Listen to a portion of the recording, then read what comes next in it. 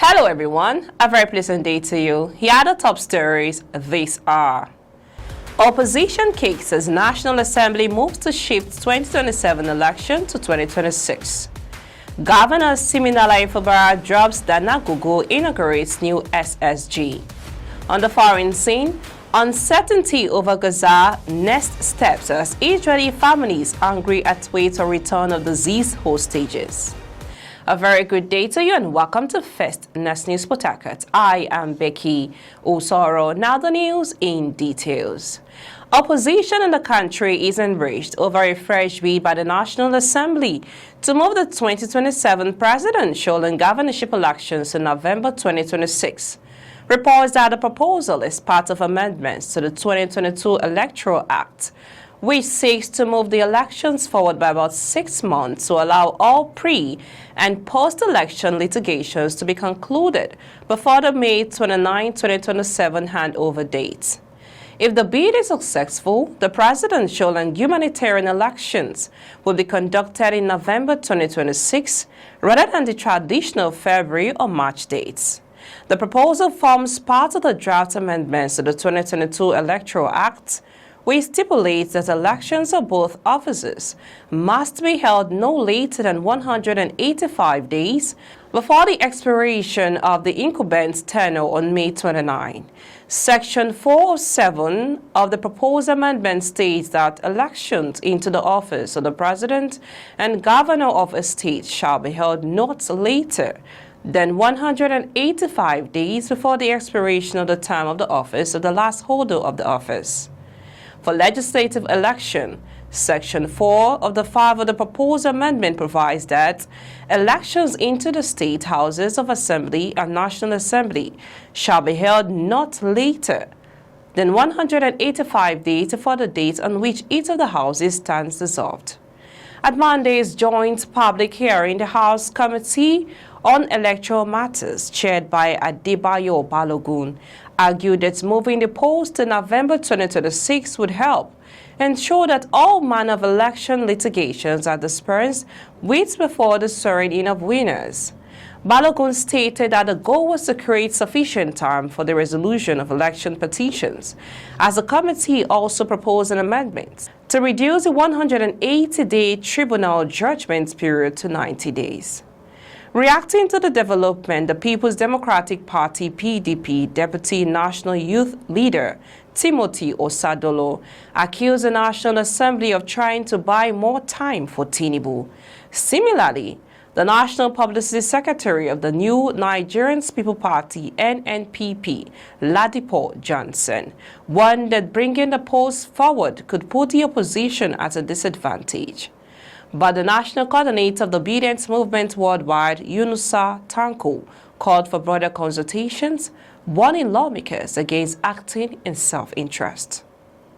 You are listening to News on First Next News Port Harcourt. Let's go for a short break. When we return, we'll bring to you more details on rivers as Governor Siminalayi Fubara drops Danagugu inaugurates new SSG. On the foreign scene, uncertainty over Gaza next steps as Israeli families angry at wait for return of deceased hostages. Please stay tuned. Welcome back. In case you're just joining us, you are listening to News on First Next News Port Harcourt. We now bring you the rest of the news. Moving now on to Rivers State, Rivers Governor Siminalayi Fubara has inaugurated a new secretary to the state government SSG, Benibo Anabrabra, to replace Dr. Tammy Danagugu. Danagugu was on SSG during the second term of former Governor Nyesom Wike and retained the opposition in Fubara's administration to the declaration of emergency rule in the state. Fubara, while inaugurating Anabrabra at the Government House, Port Harcourt, identified him as a former minority leader of the Rivers House of Assembly and one of his summer commissioners.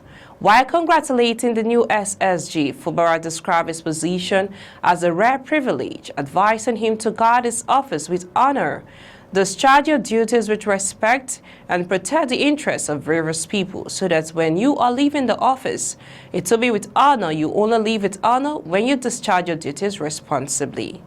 We are just coming from a very bad position, so we need to reassure the people of Rivers that we mean well for them, especially now that peace has returned back to the state. We now move on to the foreign news. There's huge uncertainty over the next step for Gaza the day after a ceasefire deal saw 20 living Israeli hostages and hundreds of Palestinian prisoners emotionally reunited with their families. But bereaved Israeli families have expressed anger that the remains of only 4 out of 28 deceased hostages were handed over during the exchange. The ceasefire agreements published by Israeli media appears that have only acknowledged that Hamas and other Palestinian factions may not be able to locate where all the remains are within the time frame given. As Israeli freed hostages undergo medical checks, Israeli media are reporting news of their ordeals, including starvation and torture.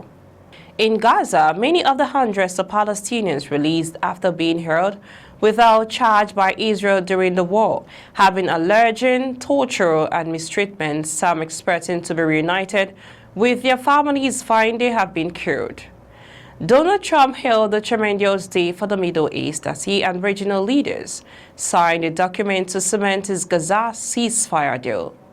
He's just landed back in Washington, D.C. That's all on the news this hour. We now bring you highlights of the top stories so far.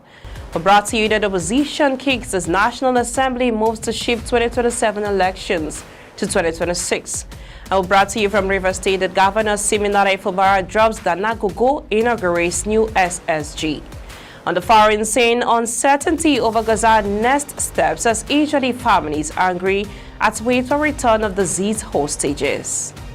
Do remember, democracy is the only system that persisted asking the powers that beware the other powers that ought to be. I am Becky Osara from I and the entire team in Port Harcourt, Nigeria. Many thanks for watching. Bye for now.